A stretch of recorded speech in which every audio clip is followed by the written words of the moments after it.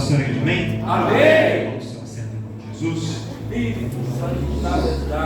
Glória a Deus. Abra comigo sua Bíblia no segundo livro de Samuel, no capítulo de número 10.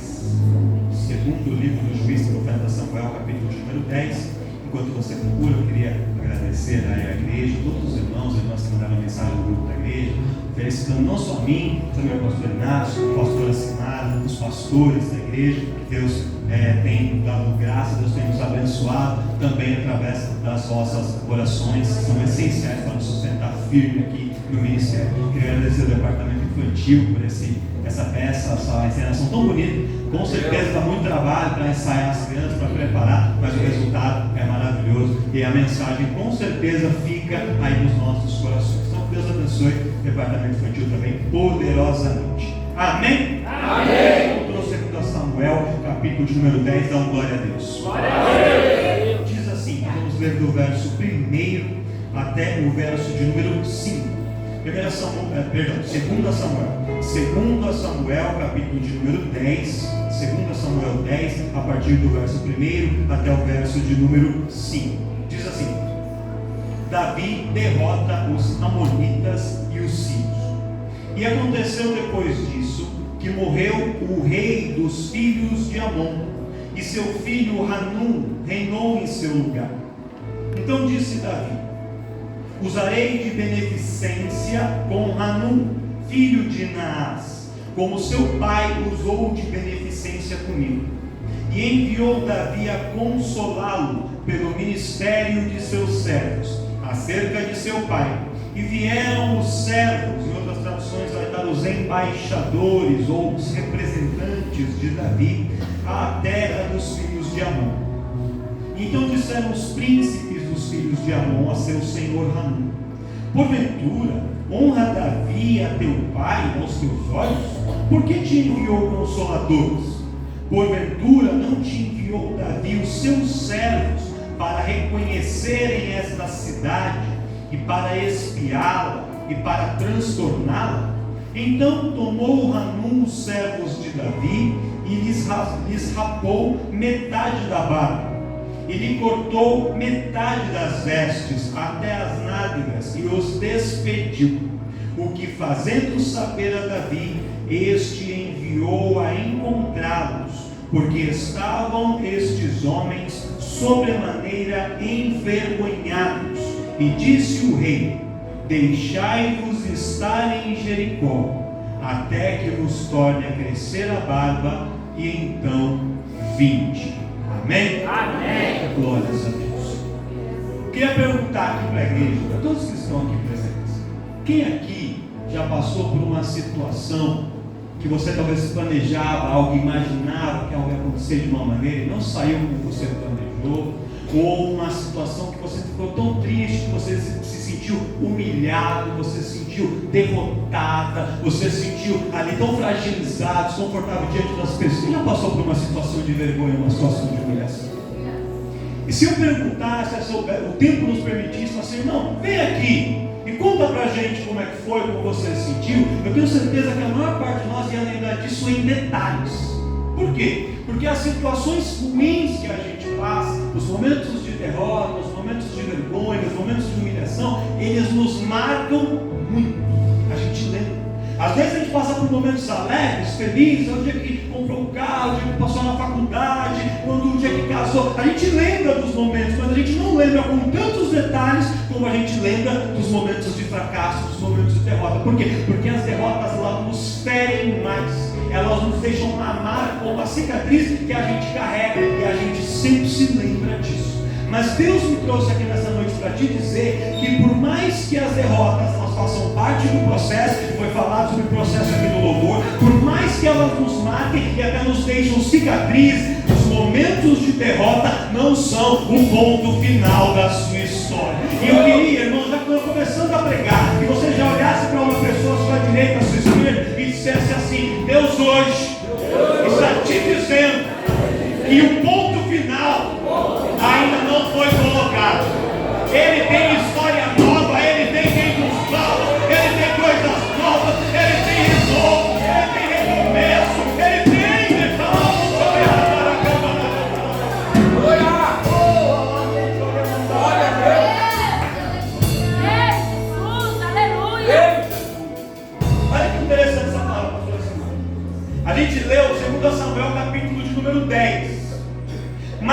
fazer muito mais sentido para nós, a gente tem que dar um passinho para trás e ver o capítulo 9. O que acontece em 2 Samuel capítulo 9? Uma história que todo mundo que é crente pentecostal assembleano conhece.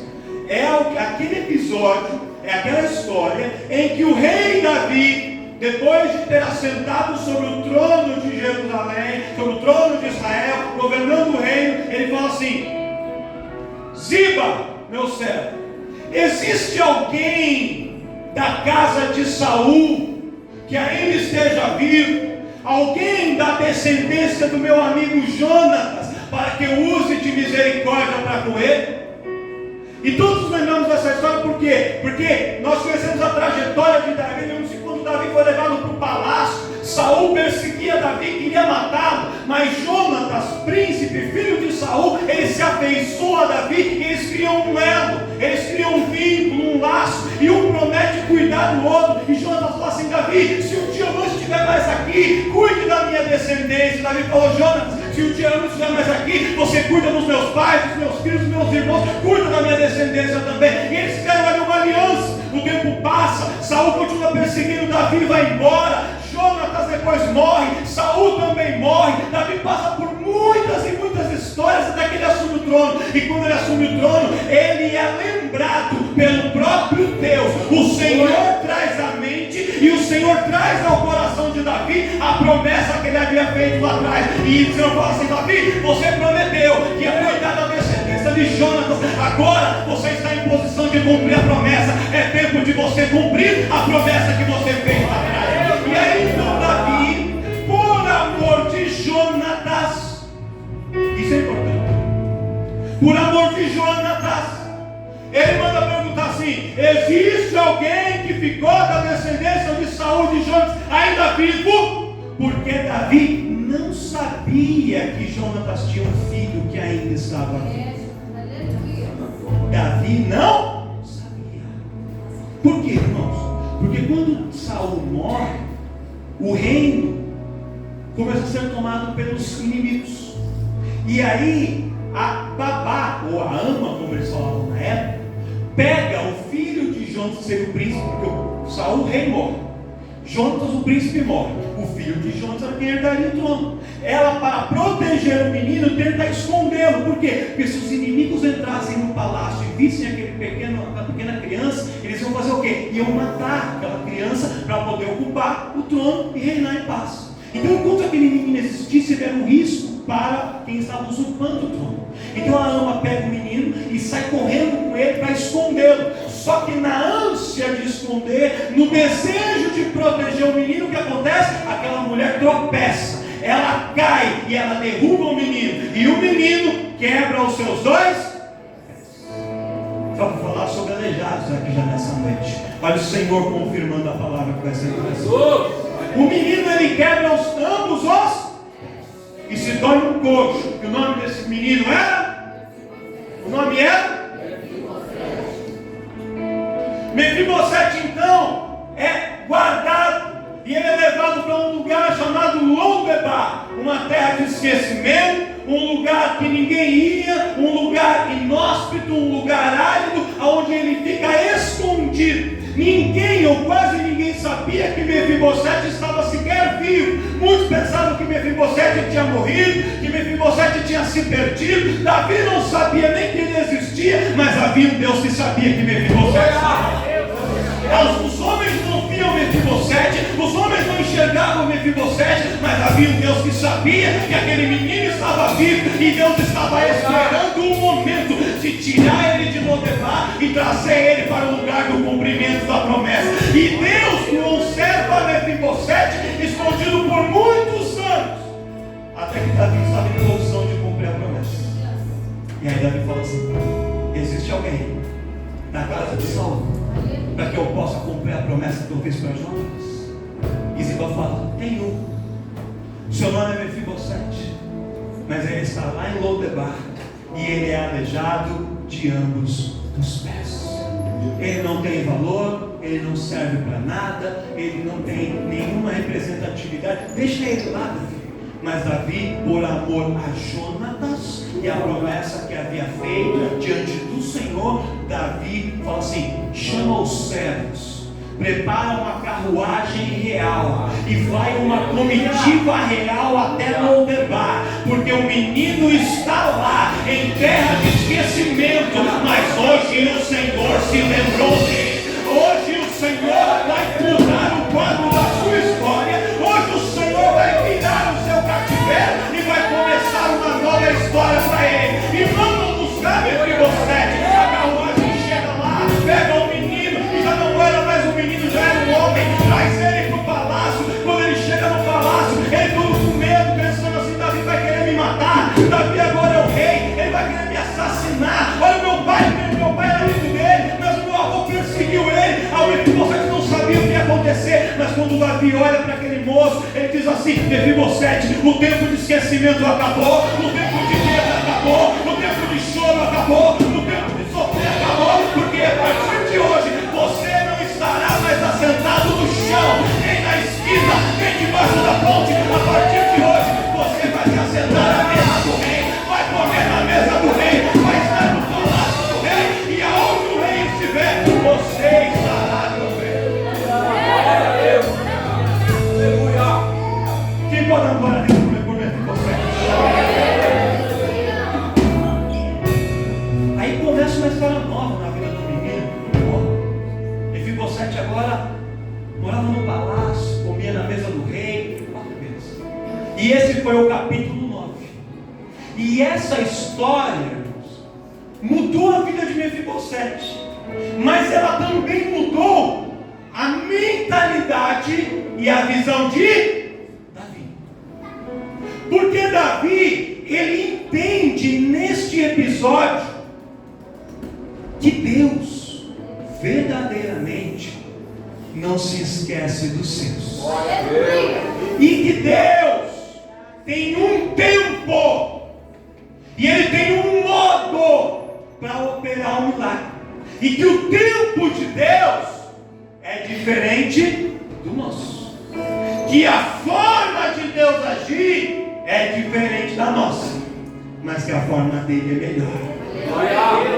E Davi entende que no processo entre receber uma promessa, entre ser chamado por Deus, entre começar a sua trajetória e chegar até o topo, até a conquista, nós passamos por momentos de aflição, por momentos de dor e muitas vezes por momentos de esquecimento.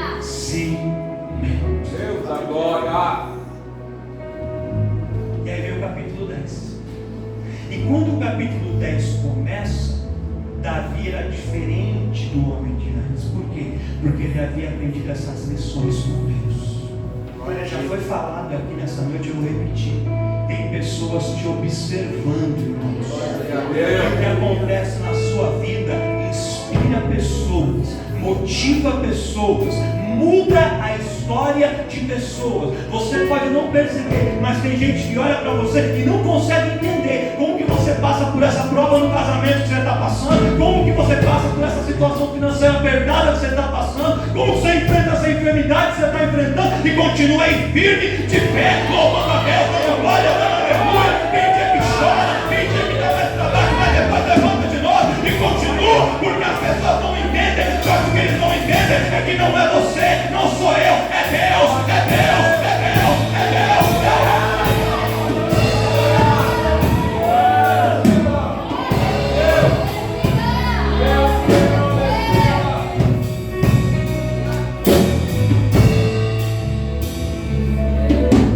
E aí Davi entendeu, Gustavo, que é bom a gente fazer coisa boa para as pessoas. Quem gosta de abençoar os outros? Quem gosta? Glória a Deus. A semana gosta. É bom a gente fazer o bem para os outros. É bom, traz uma sensação de preenchimento assim. E às vezes é melhor do que a gente fazer para a gente mesmo. Só quem já fez isso com o coração sincero e viveu a situação, sabe o que eu estou falando. Isso não é demagogia, não é discurso de pastor de cima do púlpito, é verdade. É assim que é. E aí o Davi do capítulo 10, ele fala assim: cara, eu ajudei o Mefibosete lá atrás, no capítulo 9. Foi tão bom mudar a história daquele homem. E agora fiquei sabendo de uma situação triste. Tem um rei, o rei dos Amonitas, seu nome Naás. Quando Saul começou a me perseguir, eu fugia de diante de Saul, eu entrei em Gate, e ali a coisa ficou estreita para mim, eu saí correndo de Gate, me refugiei em Moabe, e a cidade dos Amonitas era vizinha da cidade dos Moabitas, da nação dos Moabitas, e ali, tanto o rei de Moabe como o rei de Amon me deram acolhimento. Eles cuidaram de mim, eles me abençoaram. Esse Naás, no momento em que eu estava por baixo, no momento que eu não era ninguém, no momento que Saul queria me matar, que a minha família não estava perto de mim, que eu não tinha um real no bolso, que eu não era nada, nesse momento, Naás me ajudou. E agora Naás morreu, e o filho dele subiu ao trono, ascendeu ao trono. O nome desse filho? Hanum. Então eu vou usar de bondade para com Hanum, como retribuição a bondade que o pai dele Naás fez para comigo. Glória a Deus. Aí o que Davi faz? Ele envia embaixadores. Os historiadores foram dois embaixadores, dois homens, que foram enviados por Davi como seus representantes. E esses homens vão até as terras de Moabe encontrar-se com o novo rei, o rei Hanum, para prestar condolências pela morte do pai dele, Naás. E quando chega lá, eles falam assim: nós viemos em nome de Davi, ficamos sabendo da morte do seu pai. Davi ficou muito triste. Seu pai era muito amigo dele, porque o seu pai Naás ajudou Davi muito no momento de necessidade. Então Davi tem uma gratidão muito grande. Só que enquanto Naás esteve vivo, Naás nunca precisou de ajuda, porque ele sempre esteve bem, graças a Deus. Mas agora que ele se foi, você está assumindo o trono, é um momento sensível, é um momento difícil. Davi está aqui para te apoiar. O que você precisar, pode contar com Davi. Se tiver alguma mensagem, algum pedido para fazer para ele, fale para nós vamos transmitir para ele, que ele está com o coração aberto para te ajudar. Só que quando essa mensagem chega ao ouvido de Hanum, os conselheiros de Hanum, os príncipes de Amon que estavam ao redor, cutucam ele e falam assim: não acredita nisso aí não, viu? Isso é mentira. Davi não mandou ninguém para te consolar. Davi não amava seu pai coisa nenhuma. Davi só mandou esses homens aqui para espiar a cidade, ver as nossas fortalezas, ver as nossas fraquezas, ver o tamanho do nosso exército, a nossa riqueza, porque com certeza Davi vai vir aqui com o seu exército para conquistar a nossa cidade. Então, se você se mostrar fraco, se você se mostrar frouxo, Davi vai vir com o exército aqui e vai nos destruir. Dê para Davi uma resposta e mostre que você não é que nem seu pai. Se seu pai ajudava qualquer pé rapado que ele encontrar pelo caminho, você não é assim. Você é forte, Hanum. Você é um rei de autoridade. Você manda, você executa, você é poderoso. Mostra para Davi, manda uma mensagem para Davi. E ali Hanum, recebendo esses maus conselhos, toma uma atitude impensável. Cutuca de novo seu irmão, fala assim: cuidado com quem te dá conselho, viu?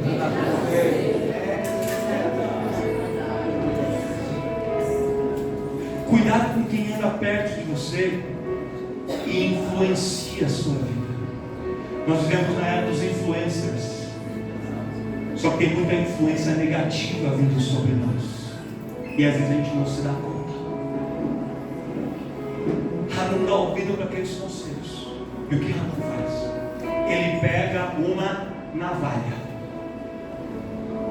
e com aquela navalha prende os homens, os dois embaixadores de Davi, e com aquela navalha ele passa a navalha na metade do rosto, raspando metade da barba daqueles homens. Corta a barba deles pela metade, tirou de um lado, deixou do outro. E com a mesma navalha ele pega as vestes. Eles não usavam roupas como nós, eram aquelas túnicas, aqueles vestidões, e por baixo das túnicas o homem normal não usava qualquer coisa do tempo moderno, não tinha. Então era só aquele vestidão. E ele pega aquela mesma navalha e ele corta o vestido na altura aqui, das nádegas, e deixa aqueles homens secos. E estes atos, vejam, ele não tocou neles, não deu um soco, não deu um tiro, não cortou um braço, uma mão, um dedo, mas aquelas ações eram piores em termos de humilhação do que se ele tivesse dado um soco na cara daqueles homens. Porque para um homem do Oriente daquela época, a barba era seu sinal de honra. Quando um homem era tirado a sua barba, ele estava em desonra, ele estava em vergonha. Os únicos homens que não usavam barba dentro de Israel eram os homens escravos. Quando alguém virava escravo, ele era tirado a sua barba em sinal de desonra. Você não tem mais honra, você é só um escravo. Ou então um homem, às vezes ele mesmo tirava a barba quando estava de luto. Você não tem mais razão para poder viver. Eu sou um morto-vivo. Ele tirava a barba. Tirando essas duas situações, nenhum homem nunca tirava a sua barba. O judeu quase nem aparava a barba. Vocês perceberam, mas o pastor aqui estava com a barba. Bonito. Olha o cabelinho da barba caiu aqui. Um pedacinho. E a navalha de Hanum cortou metade da barba daqueles homens para envergonhá-los. E tirou a metade das suas vestes, por quê? Porque um judeu, para ele, exibir a sua nudez é algo muito constrangedor, é muito vergonhoso para qualquer pessoa. Se bem que hoje tem umas pessoas que ainda faz assim, mas na época dele não era assim. Então, é muito constrangedor. E aí, depois de fazer isso, pastor, ele falou: pode ir embora, volta para sua casa. Aí aqueles homens começam a voltar. Agora pensa comigo, eles foram enviados pelo rei para fazer uma boa obra, para mandar palavras de conforto, palavras de consolo, palavras de ajuda. Chega lá, são mal recebidos, são humilhados e mandam eles voltar para casa envergonhados. Deus da glória. Eles saíram em honra, estavam voltando em desonra. Eles saíram ali cheios de autoridade, embaixadores do rei, numa posição de destaque, e estavam voltando constrangidos, derrotados, fracassados. Só que a notícia do que aconteceu com eles chegou até o rei Davi. E quando a notícia chega em Davi, irmãos, sabe qual foi a primeira providência de Davi? Ele vai preparar uma comitiva e vão ao encontro desses homens. E eles vinham andando devagar, constrangidos, encabulados os dois. Talvez quem passasse por eles ria, da barba cortada pela metade, das roupas cortadas pela metade, ali, todos expostos. E aquela comitiva de Davi chega. Quando a comitiva de Davi chega e encontra eles estão na travessia do Jordão. Depois de atravessar o Jordão, entraram no território de Israel. Estavam na divisa, na fronteira. E aí a comitiva de Davi chega e diz assim: o rei mandou um recado para vocês nessa noite.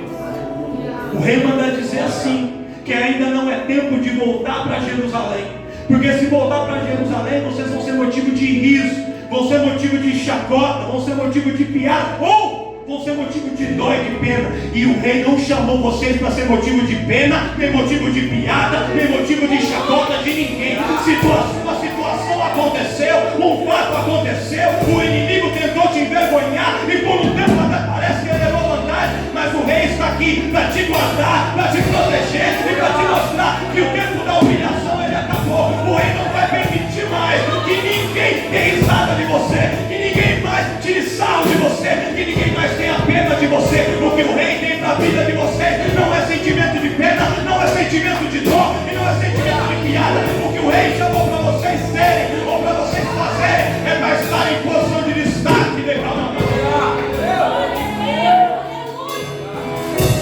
Só que entenda comigo uma coisa: as vestes haviam sido rasgadas e a barba havia sido cortada pela metade. Se o rei quisesse dar para ele uma veste nova, e provavelmente deu, ele podia ou não podia? Era fácil fazer isso, sim ou não?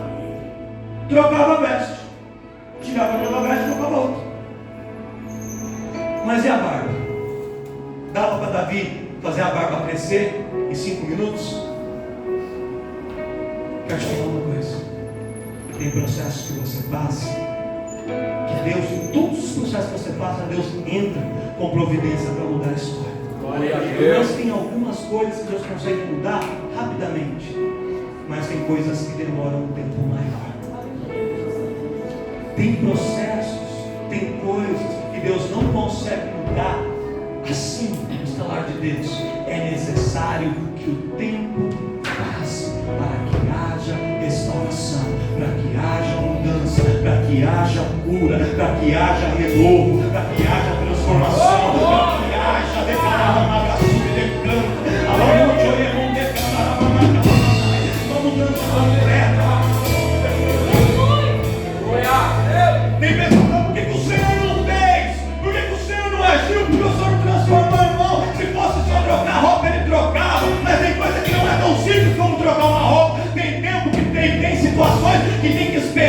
o processo passar, para a barba voltar a crescer. Mas eu tenho uma notícia para você: o inimigo que cortou a sua barba e que achou que ia te deixar em vergonha, ele não contava que a partir do momento que ele cortou, no momento seguinte, a barba já começou a crescer de novo. Pode ser que ainda não está como antes, mas já voltou a crescer de novo. E o Senhor derramando a subdescanda, ele manda dizer assim: por essa razão, porque há um tempo para cada coisa, porque há um tempo para esse processo, é que eu te tirei do foco, é que eu te tirei do centro e eu te levei para um lugar escondido. Há momentos na nossa vida que você vai para ficar escondido. Há momentos da sua vida que Deus te coloca em Jericó para ficar escondido. Mas o esconderijo de Deus não é para sua vergonha, é só para esperar o processo de Deus se concretizar na sua vida. E quando o processo se cumprir, Deus te tira de Jericó, te traz para Jerusalém. Deus te tira de Lodebar, te traz para Jerusalém. Deus te tira do anonimato e te coloca de novo no centro, aonde Ele tem projeto com a sua vida.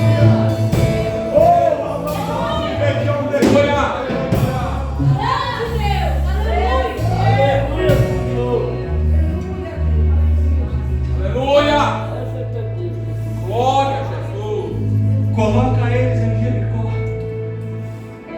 para que eles possam ficar lá, esperando a barba voltar a crescer. A roupa dá para trocar agora, mas para crescer a barba vai demorar um pouquinho. Para cicatrizar o pé vai demorar um pouquinho. Para restaurar o ministério, Deus. Glória a Deus, aleluia. Para restaurar, às vezes, um casamento, às vezes demora um pouquinho. Para ele abrir uma porta, aquela porta grande, às vezes demora um pouquinho. Glória a Deus. Mas enquanto você está no processo, Deus está te guardando.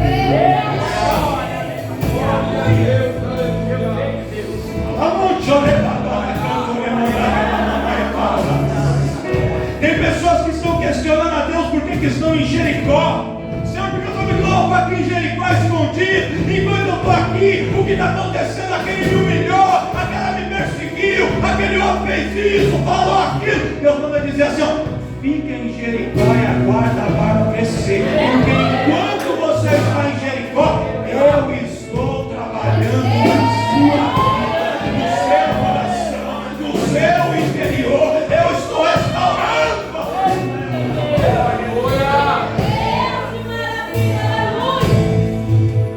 Mas Deus é tão lindo que enquanto eles estavam em Jericó, lembra, eles eram embaixadores do rei, mensageiros. Eles não eram soldados, eles não eram guerreiros. O negócio deles não era pegar na espada e lutar. O negócio deles era ser representante, levar mensagem. Esse era o chamado deles. Então Deus deixa eles ali, quietinhos, em Jericó, enquanto a barba estava crescendo.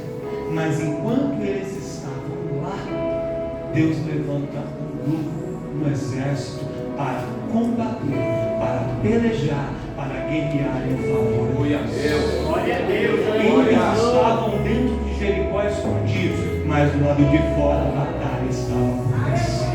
Os inimigos se levantam, há uma marcha contra Israel. Davi levanta o seu exército. Os amonitas fazem aliança com os sírios, com um monte de outros povos, montam um exército grande. Davi manda ali Joabe, vai por uma frente, vai Eliabe, sai por outra frente. O próprio Davi lidera outra infantaria. Eles vão para cima dos inimigos, derrotam os inimigos, acabam, eliminam os inimigos e trazem vitória para o povo de Deus. E sabe o que Deus manda dizer para mim e para você? Você acha que enquanto você está aí no seu processo, esperando a barba crescer, Deus não está fazendo nada, só que Ele está pelejando, guerreando por você. Você está sendo tratado aqui e Ele está trabalhando na situação ali. Talvez porque você está em Jericó, fechado, numa cidade murada, você não está ouvindo as notícias, mas Deus está trabalhando lá, e Deus vai fazer justiça lá, e Deus vai agir lá também, e Deus vai colocar por terra o levante, Deus vai quebrar a língua que venenosa que se levantou, Deus vai esclarecer o falso testemunho que foi dito, Deus vai agir, vai operar e vai completar a obra que Ele começou.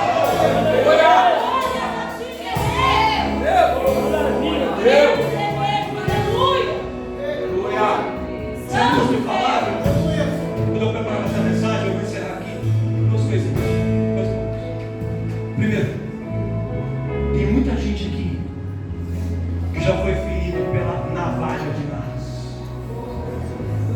Essa navalha, como também já foi ministrado nessa noite, só como confirmação, é aquela que causa algumas doenças, às vezes não físicas, mas psicológicas. Tem pessoas aqui, você olha para ele, você olha para ela, na aparência física, está normal, mas por dentro, irmão, está cheio de cicatrizes, porque as palavras são como navalhas que cortaram, olhares como navalhas que cortaram, situações que aconteceram de traição, de mentira, de engano, de pessoas que traíram, que puxaram o tapete, que deram ilusão, depois não se sustentaram. Essas situações criaram feridas espirituais, barbas aqui foram cortadas, vestes foram cortadas pela metade. Só que o inimigo tentou te tirar tudo, mas Deus não permitiu que ele tirasse tudo. Ele tirou uma parte, mas uma parte continuou, e naquela parte Deus fez a partir daquilo algo novo, ainda maior e ainda melhor. E Deus manda dizer assim: se na asa usou uma navalha para poder cortar, eu estou usando o bálsamo de Gileade para restaurar. E eu estou restaurando corações, eu estou restaurando alma, eu estou restaurando vidas. Essa noite é noite de restauração das pessoas. O inimigo dessa noite não vai dar a última palavra, porque a última palavra é que tem a glória de Deus.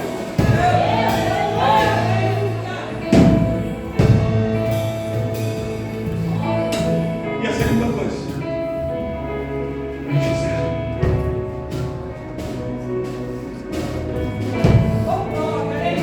Depois eu te ensino como é que faz. Última coisa. Quero que você vire para o irmão, fala assim para ele: você vai passar por momentos de dor, de aflição e de derrota. Mas as derrotas não te definem. As derrotas não te definem.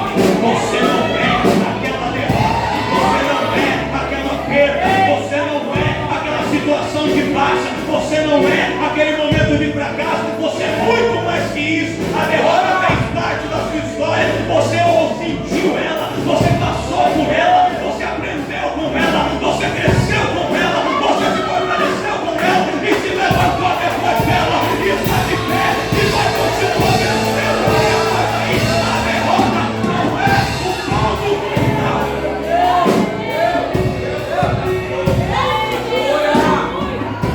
Queimaram os pés entre você, mas não foi o ponto final. Cortaram as barbas dos embaixadores de Davi, mas não foi o ponto final. É só uma parte da história. É só um capítulo do livro que você está lendo e você até chora quando lê e fala assim: é triste, mas agora eu vou virar a página e começa um novo capítulo com uma história maravilhosa. Deus tem vitória por você. Este momento difícil que você passou, deixou marcas, deixou cicatrizes, mas ele não define quem você é. Ele é só um episódio, capítulo da sua história. Você acredita nisso? Você crê nisso? Você não aposta nessa palavra? Então dá glória a Deus, vamos aleluia.